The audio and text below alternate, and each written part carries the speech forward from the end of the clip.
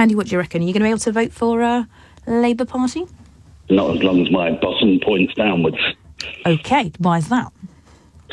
Look, I've listened to everything you're saying. Now, this tactical voting, do you honestly think that's a credible way to get a government elected, do you? Do you think first past the post is credible? Yes. Why? Because it's decisive. I don't want the tail wagging the dog. I don't believe in proportional representation. You don't. So basically what you're saying there, Andy, is you don't believe people deserve to be represented. That's what you're saying. No, that's not what I'm saying at all. That's no, it is, because saying. Do you know how many people feel like their vote is wasted? I don't want us to end up like a lot of European governments where you end up with minority parties watering down policies. Now, look, I couldn't stand so Tony you prefer, Blair, Andy, you prefer parties to get 80-seat majorities and use it to destroy countries and NHSs and education? See, this is where you're very clever, because I've been listening to you this morning. You're trying to put words into my mouth. Now, I can't stand this government at all. But to be honest with you, this government are a shambles, but Keir Starmer is the worst of all worlds. Tell me why. Would you tell me what he stands for?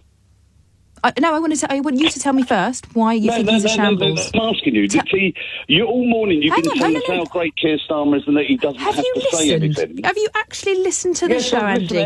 Right, okay, let me just give you a little bit of a... Just answer the question. Don't patronise me, Andy. Right, I'm going to tell you right now, if you had listened to the show, you would have heard me say over and over again that I'm disappointed, that I'm disillusioned, that they're not inspirational, that we don't know what they stand for. Yes, how on earth have you taken that as me saying how wonderful he doesn't have to say anything, because if he does, the Tories will nick his clothes.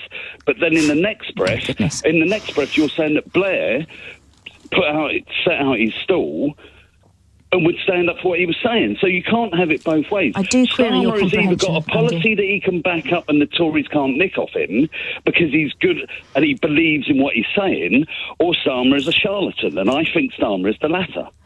So let's go back to the Brexit example. Keir Starmer has said very clearly, very finally, that he will not take us back into Europe, and yet, right? You don't believe him. Why don't you believe him? Because Starmer is, like yourself, at least you've got the balls to say that you're a Remainer. Starmer is trying to distance himself from everything. Starmer backed Corbyn, right?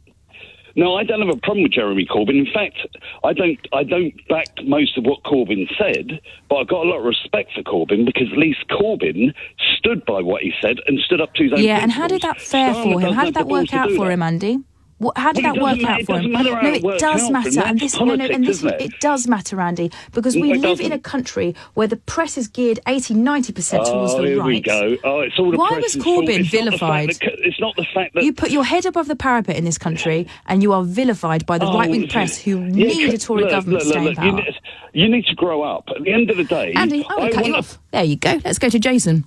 Jason, what do you have to say?